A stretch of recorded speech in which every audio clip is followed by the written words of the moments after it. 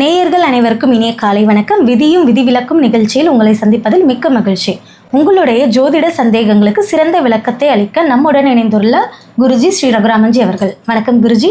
வணக்கம்மா. அனைவருக்கும் வணக்கம். ஓம் நமச்சிவாயா. நீண்ட ஆயுள், உடல் ஆரோக்கியம், அனுமதியோடு சகல சௌபாக்கியம் பிரார்த்தம் பெற்று உங்களுடைய நியாயமான கோரிக்கைகள் நிறைவேறி ஒரு மேம்பட்ட பொருளாதார வாழ்க்கையை நீங்கள் வாழணும்னு நான் வணங்குற அந்த ஈஸ்வரனை மனசார வேண்டிக்கிறேன். குருஜி, இந்த வாரம் விதியும் விதி விலக்கும் எபிசோடில் நம்ம என்ன பார்க்க போகிறோம் அப்படின்னா சிசேரியன் தான் குருஜி. ஸோ நிறைய பேருக்கு இந்த காலகட்டத்தில் நார்மல் டெலிவரிங்கிறது ரொம்ப ரேராக இருக்குது. சிசேரியன் தான் நிறைய பேர் சிசேரியன் தான் வேணும் அப்படின்னு டிமாண்ட் பண்ணி கேட்குறாங்க. இப்போ நம்ம கேள்விக்குள்ளே போகலாம். ஓகே. முதல் கேள்வி என்னன்னா, சிசேரியன் செய்ய வேண்டிய நேரத்தை ஜோதிடப்படி முன்கூட்டியே தேர்வு செய்வது சரியா? அது சரிதான் சொல்வேன். ஜோதிடரான என்கிட்ட இந்த மாதிரி கேள்வி கேட்டிங்கன்னா நான் சரிதான் சொல்வேன். என்ன ரீசன் பார்த்தீங்கன்னா, சிசேரியன் பண்ண போகிறது உறுதியாயிடுச்சு. ஒரு 5லேருந்து 10 நாள் இந்த கேப்புக்குள்ளே தான் குழந்தைய எடுக்கணும் அப்படின்னு அவங்க சொல்லுவாங்க. அப்போ அதை ஒரு ஜோதிடர், அவங்க அந்த ஜோதிட நம்பிக்கை உள்ளவங்க அணுகுவாங்க. அப்போ நான் கடவுளுடைய பரம்பொருளுடைய அந்த அனுகிரகத்து மூலியமாக ஒரு டேட்டை ஃபிக்ஸ் பண்ணுறது உண்டு. ஒரு ஜோதிடர்கிட்ட வந்ததுனால மட்டும் ஒரு ராஜயோக குழந்தை பிறந்துடாது. இதை நான் ஏற்கனவே நிறைய இடத்துல தெளிவாகவே குறிப்பிட்டிருக்கேன். வானத்தில் உள்ள எந்த கிரகத்தையும் நம்ம மாற்ற முடியாது. அந்த 5 நாள் 10 நாளைக்குள்ள சந்திரன் மட்டும்தான் கொஞ்சம் பெரும்பாலும் மாறுற அமைப்பில் இருப்பார். அப்போ அந்த மாதிரி நேரங்களில் எந்த லக்னம் வலுத்திருக்குது, எந்த லக்னாதிபதி வலுத்திருக்காரு, லக்னத்தோட சுபர்கள் எந்த லக்னம் தொடர்பில் இருக்குது, எந்த லக்னாதிபதி வலுவோட சுபத்துவம் அடைந்திருக்காரு, இந்த குழந்தைக்கு பிறந்ததுக்கப்புறம் தசாபுத்தி அமைப்புகள் எப்படி இருக்குது, தாய் தந்தை, ஆயுள், திருமண வாழ்வு, இந்த மாதிரி பிற விஷயங்களெல்லாம் மேட்ச் பண்ணி நாங்கள் எடுத்து கொடுக்குறதுக்கு ட்ரை பண்ணுவோம்மா. ஆனால் அதே நேரத்தில் அந்த நாங்கள் சொன்ன டைம் தான் குழந்தை பிறந்துருங்கிறதுக்கு எந்த விதமான ஒரு இதுவும் கிடையாதுமா. ஏன்னா மெடிக்கல் ரீசனுக்காக நாங்கள் சொல்லும்போதே மெடிக்கல் ரீசனுக்காக எக்காரணம் கொண்டும் நீங்கள் இந்த சிசேரியனை நீங்கள் தள்ளி போடக்கூடாதுங்கிறத சொல்லிட்டு தான் நான் எழுதி கொடுப்பேன். கடவுள் பரம்பொருள் அனுமதித்தால் இந்த குழந்தை இந்த நேரத்தில் பிறப்பெடுக்க அனுமதிக்கப்படும். அந்த மாதிரி தான் நாங்கள் எழுதி கொடுப்போம். ஓகே குருஜி. இப்போ ஒரு ஜோதிடர் ஒரு டைம் குறித்து கொடுக்குறாங்க. ஆனால் அந்த டைமுக்கு இப்போ மருத்துவர் வேறு டைம் கொடுத்தாங்கன்னா நம்ம ஃபஸ்ட்டு எதை ப்ரிஃபர்? மருத்துவத்தை தான் ஃபஸ்ட்டு ப்ரிஃபர் பண்ணணும். அதை தான் இப்போ நான் தெளிவாக சொல்லிட்டேன். மருத்துவத்தை தான் நீங்கள் ஃபஸ்ட்டு ப்ரிஃபர் பண்ணணும். ஜோதிடம் எப்போவுமே 2வது தான். ஜோதிடத்துக்காண்டி மெடிக்கல் காரணங்களை எக்காரணம் கொண்டும் தள்ளி போடக்கூடாது. குழந்தை பிறக்கும் நேரத்தை பின்பற்றுவதால் குழந்தையின் ஜாதகத்தில் உண்மையிலேயே மாற்றம் ஏற்படுமா? கண்டிப்பாக மாற்றம் ஏற்படும். ஏன் மாற்றம் ஏற்படாது? கண்டிப்பாக மாற்றம் ஏற்படும். ஆனால் அந்த குழந்தை அந்த நேரத்தில் பிறப்பெடுக்கிறதுக்கு ஜோதிடனான நான் காரணம் சொல்ல முடியாது. நான் ஒரு நல்ல டைமை என்னுடைய நாலேஜின் அடிப்படையில், பரம்பொருள் எனக்கு கொடுத்த அந்த ஞானத்தின் அடிப்படையில் நான் கண்டிப்பாக டிசைட் பண்ணுறக்கூடிய அமைப்பில் தான் இருக்கிறேன். சொல்ல முடியுங்க. அதாவது வானத்தில் உள்ள கோள்களில் எந்த கோள் நல்லா இருக்குது அப்படிங்கிறத நகர்த்தி அந்த லக்னமாக நாங்கள் குறித்து கொடுப்போம். இப்போ நம்ம ஒரு சனி 6ஆம் இடம் 11ஆம் இடம் இந்த மாதிரி நகர்த்துறதுக்கு ட்ரை பண்ணுவோம். அதே மாதிரி எந்த கிரகம் அதிகமாக பாவத்துவ அமைப்புகளில் வானத்தில் இருந்ததுன்னா அந்த பிறப்பெடுக்கக்கூடிய காலகட்டத்துக்குள்ளே அந்த கிரகம் நகராது, அதே இடத்துல தான் இருக்கும். அப்போ அந்த இடத்த அதில் ஒரு டேமேஜ் ஏற்படுதில்ல, அதை எப்படி சரி பண்ணலாம், அப்போ எந்த இடம் வலுவாக இருக்குது, இந்த மாதிரி ஜோதிடர்களால் கொஞ்சம் தீர்மானிக்க முடியும். அப்படி தீர்மானித்து ஒரு குழந்தைய ஓரளவு அந்த குழந்தைய அதிர்ஷ்டகரமான ஒரு நேரத்தில் பிறக்க வைக்க முடியும். ராஜராஜ சோழன் மாதிரி, ராஜேந்திர சோழன் மாதிரி இல்லை, அப்படி பண்ண முடியாது. என்ன காரணம்னா வானத்தில் உள்ள கிரகங்கள் மாறாது. எங்களால் சந்திரன் மட்டும்தான் கொஞ்சம் மாறுவார் அந்த 5-6 நாளுக்குள்ளே. அப்போ அதுக்குள்ளே எந்த அளவுக்கு பெர்ஃபெக்டாக எடுத்து கொடுக்க முடியுமோ அதை தான் பண்ண முடியுமே ஒழிய எங்கள்கிட்ட வந்ததுனால மட்டும் பெரிய அளவில் ராஜயோக குழந்தைகள் பிறந்துடாது. ஆனால் ஒரு ஜோதிடரால் பிறப்பு நேரத்தை குறித்து கொடுக்கறதுனால கண்டிப்பாக பலன் உண்டு. சரி குருஜி. இப்போ ஒரு சிசேரியனுக்கு நேரம் குறிக்கிறதுல லக்னம் மட்டும் நல்லா இருக்குமா அப்படின்னு பார்த்து குறிக்கிறது முக்கியமா, இல்லை திதி, யோகம், நட்சத்திரம் இதெல்லாமே? புரியுது. நட்சத்திரம் பார்க்கணும், லக்னம் பார்க்கணும். ஏன்னு தெரியுமா? இந்த திதி யோகத்தை நான் ஏன் சொல்லலைன்னா, இந்த திதின்னு வச்சுக்கோங்களேன், வளர்பிறை, தேய்பிறை இந்த மாதிரி திதிகள் வரும். அதில் அஷ்டமி திதியில் பிறக்கக்கூடாது, நவமி திதியில் பிறக்கக்கூடாது, இந்த மாதிரிலாம் இருக்குது. அதனால தான் இறைவன் ராம நவமியாகவும் அந்த கோகுலாஷ்டமியும் அப்படி பிறந்தார். அந்த எந்த திதி வேண்டான்னு சொல்கிறாங்களோ அந்த திதியிலே அவர் பிறப்பெடுத்தார். ஆனால் நான் என்ன சொல்லுவேன்னா, திதிகள் நேரம் யமகண்டத்தில் பிறந்துடுச்சு, ராகு காலத்தில் பிறந்துடுச்சு, இந்த நாள் நல்லா இல்லை, சனிக்கிழமை பிறந்துடுச்சு, இந்த மாதிரி நம்ம பார்க்கக்கூடாது. திதியை நாங்கள் எதுக்காக பார்ப்போம்னா, அந்த ஒளித்தன்மை, சந்திரனுடைய ஒளித்தன்மைக்காண்டி நான் திதியை பார்ப்பேன். மற்றபடி நான் இப்போ பர்டிகுலராக சொன்னால இந்த திதியில் பிறந்ததுனால அப்படி கிடையாது. யமகண்ட ராகு காலம் இந்த மாதிரி டைமிங்கை நான் வந்து பெருசாக பார்க்க மாட்டேன். நட்சத்திரத்தை ஏன் பார்ப்பேன்னு பார்த்தீங்கன்னா, இந்த பரணி நட்சத்திரத்தில் பிறந்தால் தரணி ஆழ்வார், மூலம் நட்சத்திரத்தில் பிறந்தால் ஆகாது, இதுக்காண்டி நான் நட்சத்திரம் பார்க்க மாட்டேன். நட்சத்திரத்தை எதுக்கு பார்ப்பேன்னா, எந்த நட்சத்திரத்தில் சந்திரன் அமர்றாரோ அந்த நட்சத்திரம் தான் வந்து அந்த பிறக்கிற குழந்தைக்கு வந்து தசாபுத்தி அமைப்புகளில் மேஜர் ரோல் வந்து ப்ளே பண்ணும். அப்போ இந்த குழந்தைக்கு ஃபேவரபுளான ஒரு லக்கணத்தில் பிறக்கிறாங்களா, இதுக்கு ஃபேவரபுளான திசைகளாகவே வருதா அப்படிங்கிறதுக்காக நான் வந்து நட்சத்திரத்தை பார்ப்பது உண்டு. லக்னம் தான். நல்லா கேட்டுக்கோங்க, சிசேரியன் வந்து ஒரு நாளில் பிறப்பது கிடையாது. ஒரு நல்ல நாளில் குழந்தை பிறக்கிறது வந்து முக்கியம் கிடையாது, நல்ல நேரத்தில் பிறக்கிறது தான் முக்கியம். அதனால நான் அந்த சிசேரியனுக்கு வர்றவங்கள்ட்ட சொல்கிறது, நான் ஒரு டைம் கொடுப்பேன் லக்னம், அந்த லக்னத்தில் பிறப்பெடுக்க வைக்கிற அளவுக்கு உங்களுக்கு செல்வாக்கு இருக்குதான்னு கேட்பேன். இப்போ நான் ஒரு டைம் கொடுக்கன்னா அதை போய் ஒரு கவர்மெண்ட் ஆஸ்பத்திரியில் நம்ம செயல்படுத்த முடியாது. என் குழந்தைய 6 மணிக்கு எடுத்துட்டாங்கன்னு சொல்ல முடியாது. ஒரு தனியார் ஆஸ்பத்திரியில் அதுவும் வந்து மருத்துவர்களுடைய ஒத்துழைப்பு மூலியமாக தான் இது நடக்கும். அப்போ அதுக்கு வந்து ஓகேனா தான் வந்து நம்ம கொடுக்கணுமே ஒழிய, மற்றபடி வந்து லக்னம் தான், இந்த பிறக்கிற டைமிங் தான் முக்கியமே ஒழிய, 4 நட்சத்திரம்னா வந்து 2ஆம் பட்சம் தான். சரி குருஜி, இப்போ வந்து எல்லா குழந்தைகளுக்கும் நல்ல நேரம் அப்படின்னு ஒரே மாதிரியான நேரத்தை வந்து குறிக்கலாமா? குறிக்கலாமா, தாராளமாக குறிக்கலாம். அதில் என்ன ரீசன் பார்த்தீங்கன்னா, இது வந்து உங்களுக்கு கான்ட்ரவர்சியாக இருந்தால் கூட நான் சொல்கிறத புரிஞ்சுக்கிறதுக்கு முற்படுங்க. ஒரு ஃபேக்ட்ரியோடைய தயாரிப்பு மாதிரி தாம்மா இந்த குழந்தைகள் பிறப்பும். பேட்சாக வரும். ஒரு கம்ப்ளைண்ட் ஒரு பேட்சில் ஆனிச்சுன்னா அந்த பேட்ச் ஃபுல்லும் கம்ப்ளைண்ட் ஆகிற மாதிரி அந்த பேட்ச், இந்த ஃபேக்ட்ரியில் பற்றி கொஞ்சம் தெரிஞ்சவங்களுக்கு இந்த பேட்ச் நான் எதை சொல்கிறேன்னு கொஞ்சம் புரியும். பேட்ச் நம்பர் போட்டிருப்பாங்க. ஒரு பேட்ச் நம்பர், அந்த பேட்ச் நம்பர் போடுறதுக்கான காரணம் என்னன்னு பார்த்தீங்கன்னா, ஒரு ப்ராடக்ட் அந்த இடத்துல கம்ப்ளைண்ட் வந்துட்டுனா அந்த பேட்ச் நம்பரை ஃபுல்லும் வந்து ரிட்டர்ன் வாங்குவாங்க. ஏன்னா அது ஃபுல்லுமே அந்த கம்ப்ளைண்ட்டில் தான் வரும். அதே மாதிரி தான் மனித பிறப்புகளும் பேட்சாக தான் நிகழப்படுது. ஒரு அற்புதமான பிறப்பு நிகழும் பொழுது குறைவான எண்ணிக்கையில் தான் பிறப்பு நிகழுது. கஷ்டப்படக்கூடிய நபர்கள் தான் இந்த உலகத்தில் வந்து அதிகமாக இருக்கும். அது வந்து மொத்தமாக நிகழுது. நீங்கள் நல்லா எடுத்துக்கிட்டிங்கன்னா, ஒரு டைமிங்கில் ஒரே நேரத்தில் வந்து நம்ம குறிக்கும் கொடுக்கும் பொழுது இடத்த மெயினாக பார்ப்போம். தமிழ்நாட்டிலேயே ஒரே நேரத்தில் பிறப்பெடுக்கிறதுங்கிறது வந்து ஓகே. உலகம் ஃபுல்லும் ஒரே நேரத்தில் நான் குறித்து கொடுக்கக்கூடாது, அது தப்பு. ஏன்னா வந்து அங்கே லாங்கிடியூடுன்னு சொல்கிறீங்களா, அந்த அமைப்புகள் வந்து அச்சரேகை தீர்க்கிற அது மாறிடும். அது மாறினாலும் லக்னம் மாறிடும். அப்போ நாங்கள் லக்னத்தை தான் பார்ப்போம் இல்லையா, ஒரே நேரத்தை பார்க்க மாட்டோம். அப்போ அங்கே லக்னம் தான். இப்போ தமிழ்நாட்டுக்குள்ளேயே பிறக்குதுன்னா அப்போ நீங்கள் சொல்கிற மாதிரி ஒரே நேரம் அதுங்கிறது என்னன்னா லக்னம் தான். அந்த காலகட்டம், அந்த கிரகநிலை, இந்தியாவோட தமிழ்நாட்டோட எந்த ஒளிச்சிதறல்கள் விழுது அப்படிங்கிற அடிப்படையில் எந்த லக்னத்தில் அந்த குழந்தை பிறந்தா நல்லா இருக்குங்கிறத நாங்கள் டிசைட் பண்ணுவோம்.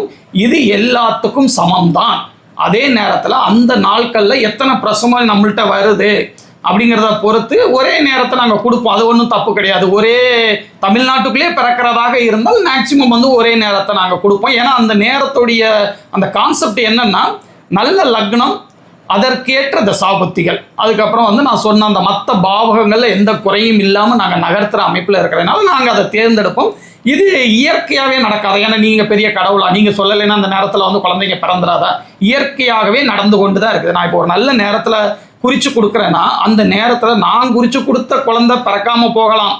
கடவுள் அனுகிரகம் இல்லைன்னா அதுக்கு முன்னாடியே வழி வந்துடலாம், இல்லை இன்னும் ஒரு 2 நாள் கழித்து பண்ணலாம், இந்த மாதிரி ஆயிடலாம். ஆனால் இயல்பாகவே அந்த நேரத்தில் குழந்தைகள் பிறப்பெடுக்க தான், ஒரு அதிர்ஷ்டமான குழந்தைகள் பிறப்பு எடுத்துட்டு தாங்க இருக்குது, பிறப்பெடுக்குது. சரி குருஜி, இப்போ அடுத்ததாக வந்து மருத்துவ அவசர நிலையில் ஜோதிடப்படி குறித்த நேரத்திற்காக சிசேரியனை தாமதப்படுத்தலாமா? இதுதான் விதிவிலக்கு என்றால் அதன் எல்லை என்ன? இல்லை கண்டிப்பாக தாமதப்படுத்தக்கூடாதுன்னு தான் நான் சொல்லுவேன். அந்த குழந்தை உங்கள் வயிற்றில் பிறக்கணுங்கிறது வந்து டிசைட் பண்ணுறது பரம்பொருள் தான். என்ன மாதிரி ஜோதிடர்கள் கிடையாது, நாங்களும் ஒரு சாதாரண மனிதர்கள் தான். அப்போ கடவுளுடைய அனுகிரகம் இல்லாமல் வந்து கண்டிப்பாக வந்து பாசிபிள் கிடையாது. என்னதான் நானே குறிச்சா கூட அந்த கடவுளுடைய அனுகிரகம் இருந்தால் தான் அந்த டைமில் உங்களுக்கு குழந்தை பிறக்கும். மெடிக்கல் காரணத்துக்காக எக்காரணம் கொண்டும் கண்டிப்பாக அது சிசேரியனை தள்ளி போடக்கூடாது. ஃபஸ்ட்டு ப்ரிஃபரன்ஸ் வந்து மெடிக்கல் தான். இப்போ அடுத்ததாக வந்து பெற்றோர் விரும்பும் முகூர்த்த நேரம் குழந்தையின் இயற்கையான பிறப்பு நேரத்தை விட முக்கியமானதா? இது மறுபடியும் கான்ட்ரவர்சியான கொஸ்டினாக தான் வந்துட்டு இருக்குது. சரி, இருந்தாலும் பொதுமக்களுடைய எண்ணங்களை நீங்கள் கேள்வியாக கேட்குறீங்க. ஜோதிடரான என்கிட்ட கேட்டிங்கன்னா நான் வந்து முக்கியம் தான் நான் சொல்லுவேன். என்ன ரீசன் பார்த்தீங்கன்னா, ஜோதிடர்கள் குறித்து கொடுக்குற நேரம் இம்பார்ட்டனாக தான் அப்படிங்கிறது வந்து அந்த ஜோதிடருடைய புலமையை பொறுத்து. எல்லா ஜோதிடரும் இதே மாதிரி நல்ல நேரம் குறிச்சிருவாங்கன்னு சொல்ல முடியாது. அவருடைய கவனக்குறைவு மூலியமாக, அவருடைய அனுபவ குறைவு மூலியமாக தவறான நேரத்தை வந்து எத்தனையோ ஜோதிடர்கள் குறித்து கொடுத்துருக்காங்க. அது மூலியமாக குழந்தை பிறக்கிறதுக்கான சான்சஸ் வந்து இருக்குது.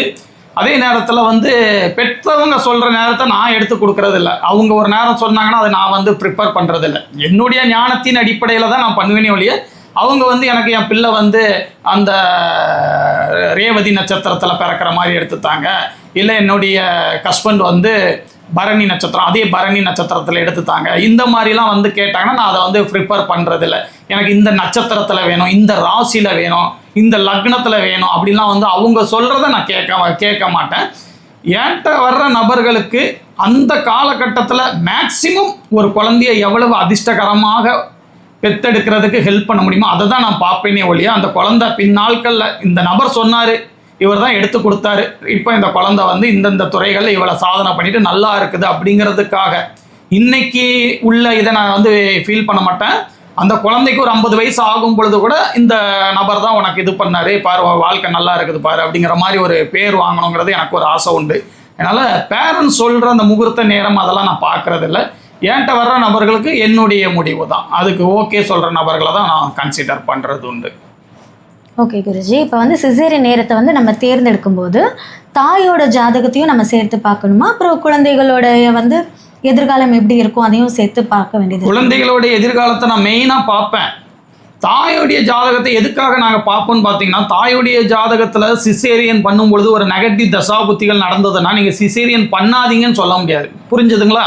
குழந்தை பிறக்க தான் போகுது, அப்போ அவங்களுக்கு ஒரு நெகட்டிவ் தசாபுத்திகள் நடந்துட்டு இருக்குதுன்னா நான் என்ன சொல்லுவேன்னா, சிசேரியன் பண்ண போகிறீங்க, இவங்க பிளட் குரூப்புக்கு ஏற்ற ஆட்களை நீங்கள் ஆஸ்பத்திரியில் நம்பிட்டு இருக்காமல் நீங்களே ரெடி பண்ணுங்கள். அன்றைக்கி ஒரு நாள் பிரசவ அன்னைக்கு நீங்கள் தூங்கிடாதீங்க, வேறு எங்கேயும் டைவர்ட் ஆகிடாதீங்க, முழிச்சே இருங்க. ஏதாவது ஒரு எமர்ஜென்சினா நீங்கள் என்ன ஹெல்ப் பண்ணணுமோ பாருங்கள் அப்படிங்கிறது. இந்த சந்திராஷ்டம தினத்தை கொஞ்சம் தவிர்ப்பேன். ஆனால் ஃபஸ்ட்டு ப்ரிஃபரன்ஸ் அந்த குழந்தைக்கு தான் நான் வந்து கொடுப்பேனே ஒழிய, செகண்ட் தான் அதோட மேட்ச் ஆகி தாய்க்கு சந்திராஷ்ட தினம் வராமல் இருக்குதா அப்படிங்கிறத பார்ப்பேன்.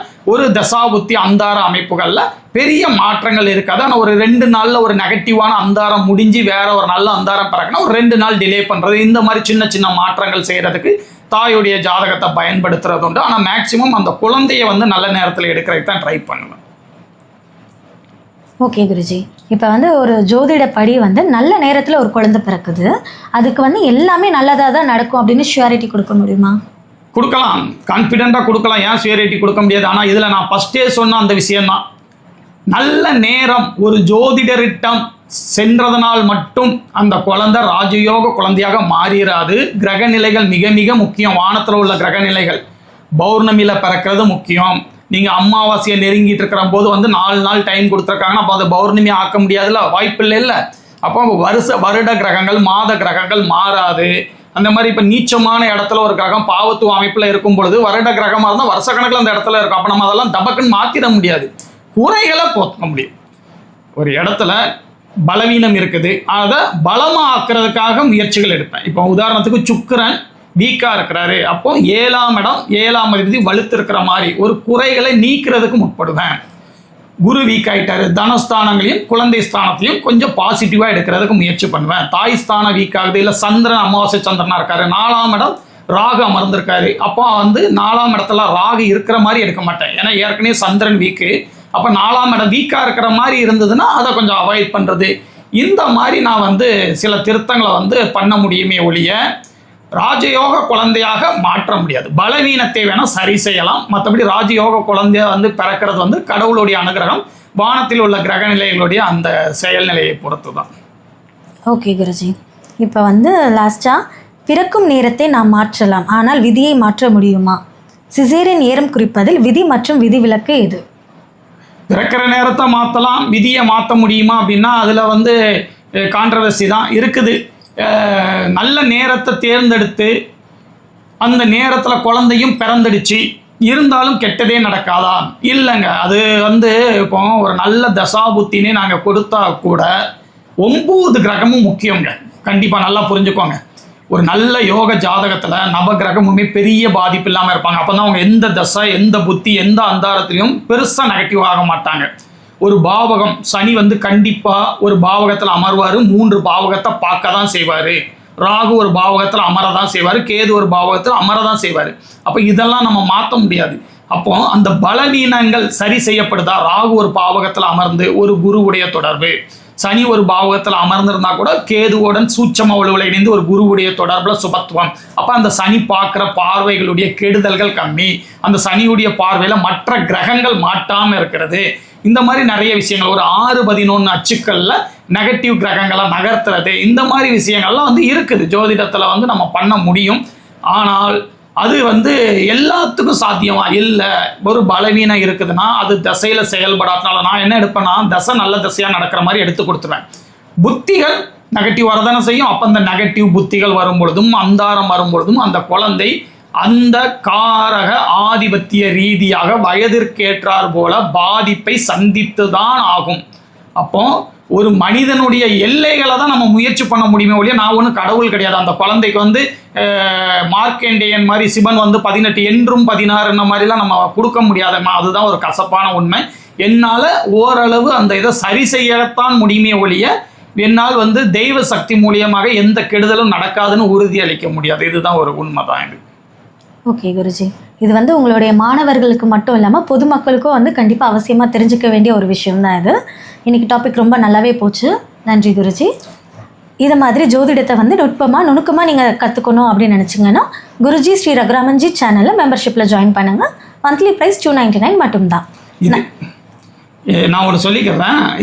இந்த டாபிக் நீங்கள் கேட்டதுனால இது ஏற்கனவே வந்து நான் வந்து ப்ரீமியம் வீடியோவில் இந்த சிசேரியனை எப்படி நேரம் குடிக்கணும் அப்படிங்கிறத நான் டீட்டெயிலாக நான் கொடுத்துருப்பேன். சிசேரியனை வந்து எப்படியெல்லாம் நம்ம எடுக்கணும், எந்த இடத்துலையும் குறைபாடுகள் வந்துடாமல் நம்ம எப்படி ஒரு குழந்தைக்கு வந்து தேர்ந்தெடுக்கணும் அப்படிங்கிறத வந்து நான் வந்து இந்த ப்ரீமியம் வீடியோவில் வந்து டீட்டெயிலாக எக்ஸ்பிளைன் பண்ணி ஒரு கிளாஸ் வந்து நடத்தியிருக்கேன். உங்களுக்கு விசிட் பண்ணி பார்க்கணுன்னு ஆசையாக இருந்தால் நீங்கள் தாராளமாக பாருங்கள். மீண்டும் சந்திக்கும் வரை நன்றி, வணக்கம். நன்றி, வணக்கம்.